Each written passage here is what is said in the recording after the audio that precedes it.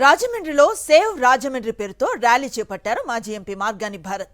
అధ్వానంగా ఉన్న రోడ్లను వెంటనే బాగు చేయాలంటూ డిమాండ్ చేస్తున్నారు.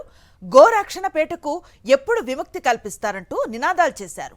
రాజమండ్రిలో రోడ్లు మరమ్మతులకు సంబంధించి సంతకాల సేకరణ చేపట్టారు. దీనిపై మరింత సమాచారం మా ప్రతినిధి హరీష్ అందిస్తారు.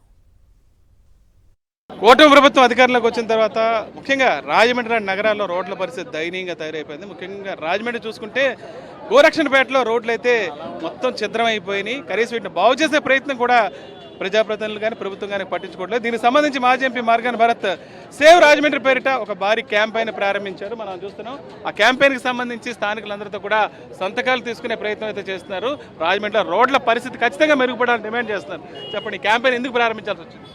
ఇవాళ రాజమహేంద్రవరంలో మేము చేసిన డెవలప్మెంట్ తప్పితే ఈ ఎమ్మెల్యే చేసిన డెవలప్మెంట్ ఏది కూడా కనబడట్లా. ప్రత్యేకించి ఈ గోరక్షణపేట మనం చూస్తే అక్కడ ఉన్న టైల్స్ అన్నీ కూడా రోడ్డుకి అటు సైడ్ ఇటు సైడు మా ప్రభుత్వం టైంలో మా హయాంలో మేము చేసిన కార్యక్రమం. కనీస పక్షాన ఈ కూటమి ప్రభుత్వం వచ్చి 2 సంవత్సరాలు అవుతా ఉంది. మొత్తం 1 కిలోమీటర్ పైన ఉంది ఈ మెయిన్ రోడ్డు.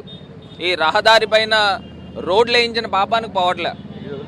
మేము ఇవాళ ధర్నా చేస్తున్నామని ఉదయం వచ్చి ఇక్కడ కొన్ని ప్యాచ్లు వేసిన కార్యక్రమం చేస్తూ ఉన్నారు. కొంచెం మట్టి వేసి దాన్ని కవర్ చేసే కార్యక్రమం చేస్తాం. నేను అడుగుతా ఉన్నా, ఈ కూటమి ప్రభుత్వము ఎందుకుంది అని అడుగుతా ఉన్నా. ఇదంతా కూడా ప్రత్యేకించి సేవ్ రాజమండ్రి అనే కాన్సెప్ట్తో ఇవాళ రాజమండ్రిలో అడుగులు ముందరకు వేస్తూ ఉన్నాం. ఎందుకు చేస్తానంటే ఈ ఎమ్మెల్యే ఈవీఎం ఎమ్మెల్యే చెయ్యని అన్యాయం అంటూ లేదు, అరాచకం అంటూ లేదు. ఇవాళ గంజాయి బ్యాచ్ నుంచి సేవ్ రాజమండ్రి, బ్లేడ్ బ్యాచ్ నుంచి సేవ్ రాజమండ్రి, ఇసుక మాఫియా నుంచి సేవ్ రాజమండ్రి, అదేవిధంగా లిక్కర్ మాఫియా నుంచి సేవ్ రాజమండ్రి అనే కాన్సెప్ట్స్తో ఇవాళ ముందుకు వెళ్తున్నాము. ఈ గోరక్షణపేట రోడ్డు చూస్తే ఎంత దారుణంగా ఉందంటే గుంతలు మయం.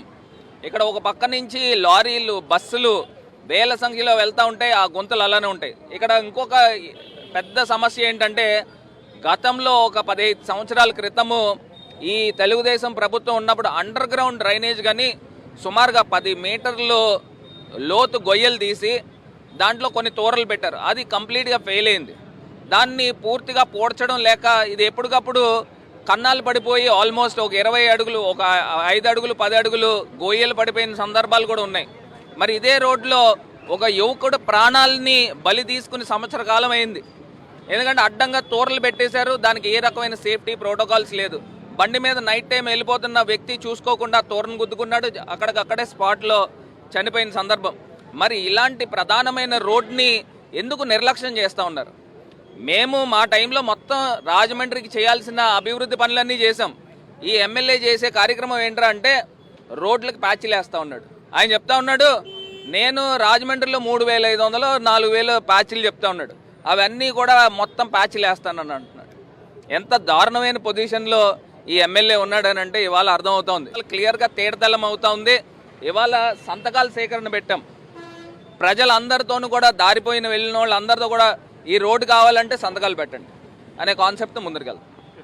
ముఖ్యంగా రాజమండ్రి కేవలం రోడ్ల విషయంలోనే కాదు, అన్ని రంగాల్లో కూడా ఒకవైపు చూస్తే బ్లేడ్ బ్యాచ్లు, గంజాయి బ్యాచ్లతో రాజమండ్రి నగరం అంతా అట్టుడికిపోతున్నారు. ఖచ్చితంగా ఈ పరిస్థితి బయటపడాలంటే రాజమండ్రి వాసులు స్పందించాలని, ఈ సేవ్ రాజమండ్రి క్యాంపెయిన్లో భాగం కావాలని మాజీ ఎంపీ మార్గాని భారత్ చెప్తున్నారు. రాజమండ్రి నుంచి విజయస్మృతి హరీష్ ఫర్ సాక్షి న్యూస్.